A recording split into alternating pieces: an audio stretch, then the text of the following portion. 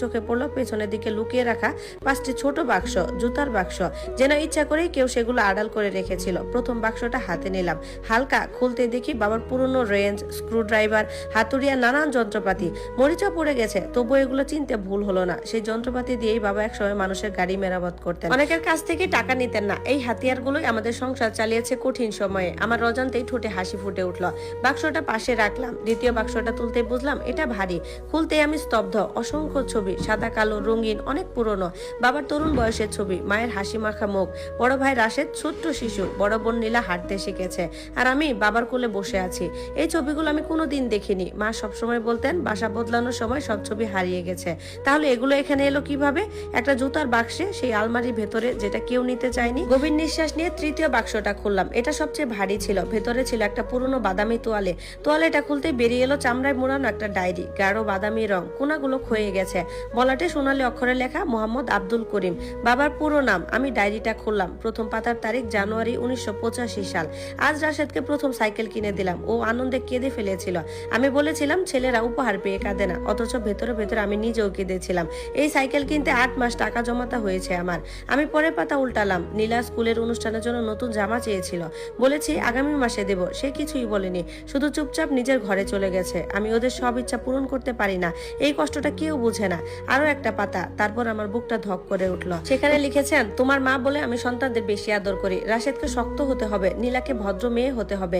কিন্তু আবার ছোট ছেলে আমার শুভ, আজ সে আম গাছ থেকে পড়ে গিয়েছিল। তাকে কুলে নিয়ে বুঝলাম সে আমার মতোই জেদি, কিন্তু তার হৃদয় খুব নরম। এই পরিবারে যদি কেউ একদিন টিকে থাকে, সেই থাকবে। আমি বাক্যটা বারবার পড়লাম। এই পরিবারে যদি কেউ টিকে থাকে, তাহলে সেই টিকে থাকবে।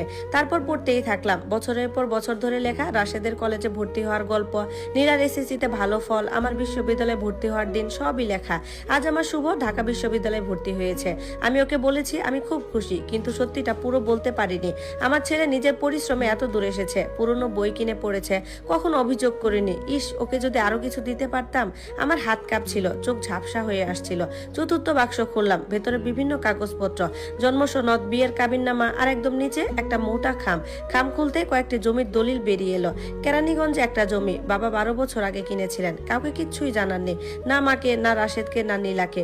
আজ প্রথম আমি জানলাম। সবশেষে খুললাম পঞ্চম বাক্স, সবচেয়ে ছোট, মুখে টেপ লাগানো। ধীরে ধীরে খুললাম। ভেতরে ছিল শুধু একটা চাবি, পুরনো পিতলের চাবি, বহু বছরের ব্যবহারে চকচকে হয়ে গেছে। চাবির সঙ্গে ভাঁজ করা একটা ছোট কাগজ, বাবার হাতের লেখা, কেরানীগঞ্জ লকার, শুধু শুভর জন্য। এর বেশি কিছু নেই, কোনো ঠিকানা নেই, কোনো ব্যাখ্যাও নেই, শুধু লেখা আছে কেরানীগঞ্জ লকার, শুধু শুভর জন্য। আমি অনেকক্ষণ চুপচাপ বসে রইলাম। কখন সন্ধ্যা নেমে গেছে টেরই পাইনি। হঠাৎ মায়ের সেই দিনের মুখটা মনে পড়লো, যেদিন আমি আলমারিতে হাত দিয়েছিলাম।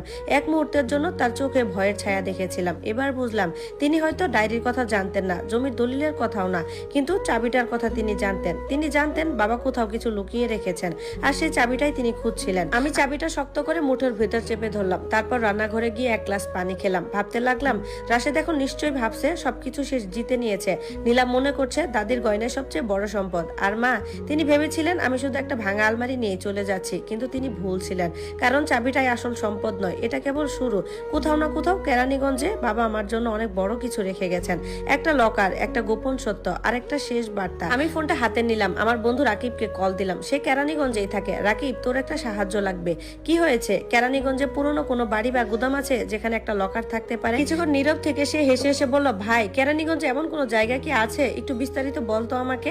আমি হাতে চাবিটার দিকে তাকালাম। তারপর ধীরে ধীরে বললাম, সেটাই তো খুঁজে বের করতে হবে। ফোন রেখে জানালার কাছে নিজের প্রতিচ্ছবি দেখলাম। বাবা মারা যাওয়ার পর এই প্রথম নিজেকে একা একা লাগছিল না। মনে হচ্ছিল তিনি এখন আমার সঙ্গে কথা বলছেন। একটা ভাঙা আলমারির ভেতর থেকে, পুরনো বাক্সের ভেতর থেকে। আমি সবকিছু গুছিয়ে রাখলাম, চাবিটা পকেটে রাখলাম। নিজেকে কথা দিলাম, আগামীকাল সূর্য ডোবার আগেই আমি কেরানীগঞ্জে পৌঁছে যাব। আমি সেই লকার খুঁজে বের করব, আর জেনে নেব বাবা আসলে আমাকে কি জানাতে চেয়েছিলেন। কারণ কিছু সত্য কখনো মাটির নিচে চাপা থাকে না, আর সব উত্তরাধিকার বাড়ি, গাড়ি কিংবা টাকায় মাপা যায় না। কিছু উত্তরাধিকার শুধু সত্যের মুখে লুকিয়ে থাকে, আর বাবা সেই সত্যিটাই আমার হাতে তুলে দিয়ে গেছেন। ধন্যবাদ সবাইকে। গল্পটি কেমন লাগলো জানাবেন। এটি ছিল গল্পের প্রথম পর্ব, আর বাকি পর্ব খুব তাড়াতাড়ি আপলোড করা হবে। ততক্ষণ সবাই ভালো থাকুন, সুস্থ থাকুন, আর আমার সাথেই থাকুন। ধন্যবাদ।